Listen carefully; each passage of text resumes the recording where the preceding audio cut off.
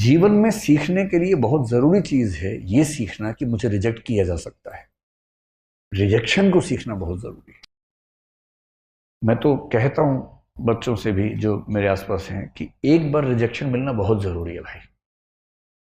तुम किसी भी लट्टू बने बने घूमो, उसको बोलो और वो कहे कि I am not interested in you, ये झेलना बहुत ज़रूरी है। इससे आदमी के पैर ज़मीन पे रहते हैं। लेकिन इस वजह से रिजेक्ट मत करना दूसरों को कि मैं तो सिखा रही हूँ, मैं तो सिखा रहा हूँ, ऐसे नहीं है। वो तो अपना फैसला अपने हिसाब से करना चाहिए। लेकिन रिजेक्शन का दर्द, और उस दर्द को अब जैसे किसी ने रिजेक्ट किया, आपके पास तीन तरीके हैं। एक तरीका है आप कहें कि छोड़ूंगा नहीं, अब मैं रात दिन तेरे बारे में ही सोचूंगा, अब मैं सुबह अपने घर से उसी टाइम निकलूंगा जब तू निकलेगी या तू निकलेगा, वहीं वहीं जाऊंगा जहां जहां तू जाएगी या जाएगा। मैं तेरा बॉडीगार्ड हूं अब से, सुबह तेरे पीछे पीछे आऊंगा, शाम तक पीछे पीछे घूमूंगा, क्योंकि मैं बेरोजगार हूं और मेरे दिमाग में इतनी आज़ादी नहीं है कि मैं कुछ और सोच सकूं जीवन में। मैं तुम्हारा बंधुआ मजदूर हूं, मैं तुम्हारा गुलाम हूं, मैं तुम्हारा स्लेव हूं। और ऐसे ही मूर्खों ने ऐसे गीत लिखे, जो तुमको हो पसंद वही बात कहेंगे, तुम दिन को अगर रात कहो रात कहेंगे। अजीब बात है भाई, तुम दिन को रात कहो मैं भी रात, मैं गधा हूं कि मैं रात कहूंगा दिन को यार। वही साहिर वाली बात, ले दे के अपने पास एक नजर ही तो है, क्यों देखे जिंदगी को किसी की नजर से, हम अपनी नजर से देखेंगे, क्यों किसी के पीछे पागल होंगे। भाई आपको कोई अच्छा लगा, आपने कहा, उसने मना कर दिया, बात खत्म हो गई। पूरी ग्रेशियसनेस के साथ, पूरी डिग्निटी के साथ रिजेक्शन को एक्सेप्ट कीजिए कि चलिए ठीक है, आपने मुझे मना कर दिया, आई एम सॉरी, आज के बाद मैं कभी आपको परेशान नहीं करूंगा। हाँ, याद रहेगा, और जीवन में कभी मिलेंगे तो मित्र की तरह मिलेंगे, दोस्त की तरह मिलेंगे। ये कह के ईमानदारी से हट जाइए, इसमें क्या दिक्कत है। दूसरा तरीका ये है कि जैसे एक फिल्मी गीत में कहा गया, तुम मुझको न चाहो तो कोई बात नहीं, किसी और को चाहोगी तो मुश्किल होगी। अरे यार, तुम ठेकेदार हो क्या? तुम मुझे नहीं चाह रही, कोई बात नहीं, जिंदगी भर कुंवारे बन के रहो, कुंवारन बन के रहो तो ठीक है, किसी और को चाहा तो मैं नाराज हो जाऊंगा। मैं अलाउद्दीन खिलजी हूं क्या? अजीब हाल है भाई, काहे खिलजी बन के घूम रहे हो? इससे अच्छा क्या है, चलिए कभी आप किसी और के साथ होंगे तो मैं बधाई देने के लिए आऊंगा। अगर आप सच में उससे प्रेम करते हैं, आप तो दरअसल खुद से प्रेम कर रहे थे, आप अपनी ईगो से बाहर निकल नहीं सकते। आप कह रहे हैं कि मुझसे प्रेम नहीं करती, कोई बात नहीं, इतनी आज़ादी दे रहा हूं, किसी और से किया तो आंख निकाल दूंगा। ये आप इससे प्रेम कर रहे हैं, या इसको वस्तु समझ के कब्जा करना चाह रहे हैं इसके ऊपर? आप ठेकेदार हैं इसके। ये ठेकेदारी अगर मन में आती हो, उसको मन से निकाल दीजिए, एक कायदे का इंसान बनिए। और सबसे अच्छा रास्ता है इग्नोर। किसी ने कहा कि मैं आपको पसंद नहीं करती हूं या नहीं करता हूं, आपने कहा ओके थैंक यू। उससे कहा थैंक यू क्यों? आपने कहा 4 रास्ते और खुल गए। अरे क्या हो गया इसमें, क्या हो? और एक बड़ा प्रसिद्ध शेर मेरे नाम से लोगों ने बहुत फैला दिया, तू नहीं कोई और सही। नहीं कोई और सही, मेरा नहीं है वो, मैं तो यहां से सुनता हूं वहां बोल देता हूं, मैं तो इतना ही करता हूं। इसका इस शेर के 2 फॉर्म्स हैं, एक फॉर्म दूसरा भी है। अगर तू है हर जाई तो अपना भी ये तौर सही, तू नहीं कोई और सही, कोई और नहीं कोई और सही। एक तो ये है,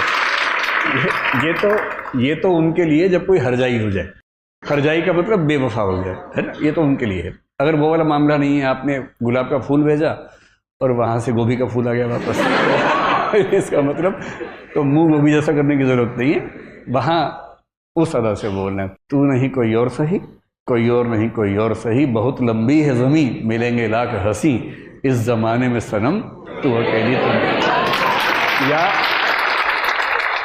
या फिर तू अकेला तो नहीं। ऐसा थोड़ा ना कि केवल किसी पे होगा, किसी पे भी हो सकता है, दोनों पक्षों पे हो सकता है। इग्नोर करना सीखना है, कोई बात नहीं। पर 2 दिन बाद कोई आपसे पूछे, यार तूने कार्ड दिया था, उसने तुझे रिजेक्ट कर दिया, कैसा लगता है? और आप कहें कौन? आपने कहा परसों उसने रिजेक्ट किया। किसने? उसे नाम बताया? बोले हाँ ऐसा कुछ हुआ तो था शायद। यार डिस्टर्ब मत करो, I am in relationship with someone else. मतलब है क्या टेंशन लेनी है। वही व्यक्ति सामने से आ गया, उसने कहा अब आप कैसे हैं? आपने मैं तो ठीक ही रहता हूँ। अब क्या होता है? अब और तब क्या होता है? नहीं मैंने 2 दिन पहले आपको मना किया था। आप हैं कौन? अच्छा हाँ चेहरा देखा वो लग रहा है। लोड नहीं लेना है एकदम जिंदगी में, इग्नोर करना है। और दूसरे लोग आपके बारे में 4 बुरी बातें बोले, टेंशन मत लो। मेरा तो तकिया कलम हमेशा से है, दूसरे मेरे बारे में क्या सोचते हैं, अगर ये भी मैं सोचूंगा तो वो क्या सोचेंगे। सोचने दो, कम से कम सोच तो रहे मेरे बारे में, तुम्हारे बारे में सोच भी नहीं रहे। अगर कोई बोले ना कि तेरे बारे में ऐसे बात चल रही थी, अरे बात तो चल रही थी, तेरे बारे में तो बात भी नहीं चलती भाई। मेरे बारे में बात चलती है। आप मुझे प्यार करो नफरत करो, इग्नोर नहीं कर सकते, ये क्या छोटी बात है? मतलब खुश रहने की वजहें ढूंढनी पड़ेंगी जिंदगी में, वो कोई आपको देगा नहीं। और जिसने इग्नोर करना सीख लिया उसकी जिंदगी बड़ी आसान है। अपने इमोशंस को मैनेज करना अगर सीख लिया, इमोशंस को मैनेज करने का मतलब क्या है, मैनेजमेंट ऑफ इमोशंस का मतलब क्या है, जब जब डीमोटिवेटेड हो खुद को मोटिवेट करने की क्षमता। मोटिवेशन के लिए ये नहीं करना कि ठेकेदार ढूंढ रहे हो बाहर जाके, जी मुझे मोटिवेट कर दो प्लीज। कुछ मोटिवेशन के ठेकेदार होते हैं, वो आपके अंदर पंप से हवा भरेंगे, आप गुब्बारा बन के उड़ेंगे, आपको लगता है सारा जहान मेरा है। तब तक हीलियम निकल गई, वो गैस निकल गई, हवा निकल गई, उसका धम से नीचे आते हैं। वो जो मोटिवेशन है 2 घंटे वाला, वो काम नहीं आता जिंदगी में। वो केवल इंजेक्शन की तरह है कि बहुत परेशान है, इंजेक्शन लगाया ठीक हो गया, थोड़ा सा दौड़ रहे हैं ग्लूकोज खा लिया तुरंत थोड़ा शुगर लेवल ठीक हुआ, उतना ठीक है। अंत में तो आपको खुद को खुद मोटिवेट करने की क्षमता डेवलप करनी पड़ेगी, और वो इमोशनल इंटेलिजेंस से आती है। आपके आसपास जो लोग हैं, पेरेंट्स हैं, भाई बहन हैं, उनके इमोशंस को मैनेज करना है। उन्होंने बहुत तपस्या करके आपको भेजा है, रूखे नहीं होना है कि वो फोन करे आप कहे क्या मम्मी रोज फोन कर देती हो, क्या पापा बिजी हूं पढ़ रहा हूं, ये ड्रामा नहीं करना है। उनका दिल रखने की क्षमता विकसित करनी है। टाइम ना हो तो भी दिन में एक प्यारा सा मैसेज भेज ही देना है। याद न भी है तो भी लिख के भेजना, बहुत याद आती है मम्मी आपकी। मम्मी तो उसी में 4 दिन निकाल देंगे उसके बाद खुश होकर। और मम्मी खुश है तो आपको क्या टेंशन है भाई, उन्हें खुश कर दो थोड़ा सा। भाई बहन है, हफ्ते में और बात कर लीजिए, कह दीजिए कि यार यहाँ बहुत लोग हैं पर जो मजा तेरे साथ आता था ना यार वो नहीं आता। ये सब बातें बहुत जरूरी है जीवन में, ताकि आपके जो संबंध हैं, इमोशंस हैं, वो ठीक रहें, वो भी आपके प्रति अच्छा महसूस करें, और आप भी एक अच्छी फीलिंग रहे कि आप कनेक्टेड हैं। एक संसार आपके पास है जो आपकी चिंता करता है। और यदि आप इन सब चीज़ों को मैनेज कर पाएंगे, देखिए नरेंद्र मोदी हों, अरविंद केजरीवाल हों, या जो भी सफल लोग हैं, या महात्मा गांधी हो मान लीजिए, अगर कोई मुझसे पूछे कि ये लोग सफल क्यों हुए इतना ज़्यादा, ईमानदारी से बताइए। महात्मा गांधी, नरेंद्र मोदी, अरविंद केजरीवाल और प्रसिद्ध नेता ममता बनर्जी मान लीजिए, अगर इन सबको हम कैट के टेस्ट में बिठाएं, मैनेजमेंट का जो होता है ना, कैट सुना होगा आपने, क्या गारंटी है कि इनका स्कोर बहुत ऊंचा आएगा? शायद ना आए। अरविंद केजरीवाल क्योंकि इंजीनियर हैं, शायद थोड़ा सा ऊंचा आ जाए क्योंकि उनके बैकग्राउंड वो है। लेकिन बहुत सारे नेता हैं जो ऐसा नहीं लेके आएंगे। महेंद्र सिंह धोनी का शायद नहीं आएगा, मेसी का नहीं आएगा, शायद लायनल मेसी का नहीं आएगा। पर ये लोग सफल तो है ना बहुत ज्यादा।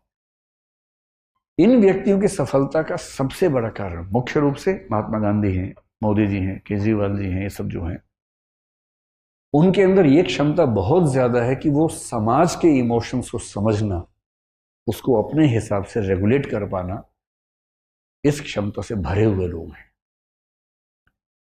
उन्हें पता है कि मंच पर क्या बोलने से पूरी भीड़ उनके पक्ष में खड़ी हो जाएगी।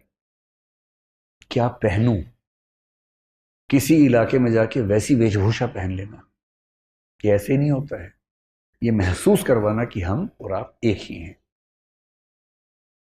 मतलब डोनाल्ड ट्रंप भारत में आके नमस्ते सबको बोल रहे थे। क्यों बोल रहे थे नमस्ते? विवेकानंद का नाम उनसे नहीं बोला गया, लेकिन कोशिश की, भरपूर कोशिश की बोलने की। क्यों कर रहे थे सब? ताकि यहाँ के लोगों को लगे कि ये आदमी हमसे जुड़ा हुआ है, ये कनेक्ट है। क्यों व्हाइट हाउस में दिवाली मना रहे हैं आजकल? ताकि वो कनेक्ट महसूस हो। और अब डीएम बनने के बाद और ये लोग पीएम सीएम बनने के बाद एक आदमी 140 करोड़ से कैसे कनेक्ट करेगा? तो प्रतीक गढ़ने पड़ते हैं, सिंबल्स गढ़ने पड़ते हैं, और उन सिंबल्स के माध्यम से उस सबके साथ कनेक्शन जोड़ता है। महात्मा गांधी को क्या जरूरत थी ये कहने की कि मैं शरीर के ऊपरी हिस्से पर वस्त्र नहीं पहनूंगा? आपने उनकी जितनी तस्वीरें देखी होंगी केवल धोती में देखा होगा। क्यों? क्योंकि जिस देश में लगभग सब लोग गरीब हों, उस देश की जनता को ये कैसे समझाए एक ऐसा लड़का जो इंग्लैंड से वकालत पढ़ के आया हो, वो कैसे समझाए कि मैं आप में से एक हूं? और उसने कहा कि मैं कपड़े उतने ही पहनूंगा जितने इस देश का आम आदमी पहन सकता है। ये इमोशनल इंटेलिजेंस का चरम उदाहरण है। नमक का सत्याग्रह क्यों किया? मिर्च का क्यों नहीं किया? खरबूजे का क्यों नहीं किया? या केसर का क्यों नहीं किया? क्योंकि नमक वो चीज है जो हर इंसान को चाहिए, सबसे बेसिक नीड है, और जो नमक पे बात कर सकता है उससे हर व्यक्ति कनेक्ट करेगा।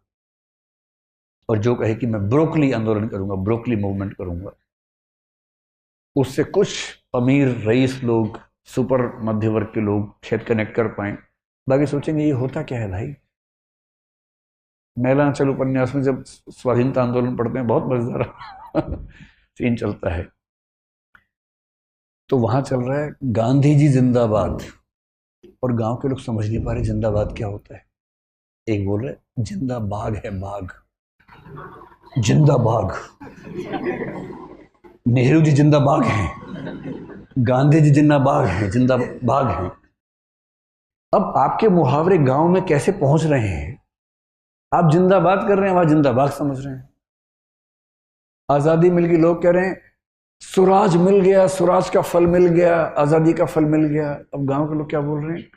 ये कब काटेंगे फल? मीठा होता है। तो एक महान नेता वो है जो उस भाषा में बात कर सके जो एकदम आम आदमी समझता हो, उसके मुद्दे समझता हो। और आप जब डीएम बनेंगे, अगर चाहते हैं कि डीएम के तौर पे लोग आपको याद रखें, 100 साल बाद भी कहानियां चलें कि बेटा आज से 100 साल पहले एक डीएम साहिब आई थी, यहाँ डीएम साहब आए थे, ये नाम था उनका। तो उसके लिए ज़रूरी है कि आप इन चीज़ों पर गौर करें और अपने इमोशंस को भी विशेष रूप से किसी के दबाव में ना आए बिना मैनेज करें। मुझसे कोई पूछे कि सबसे महत्वपूर्ण क्या है, तो मैं एक शब्द का इस्तेमाल करता हूं जिसका नाम है PQ।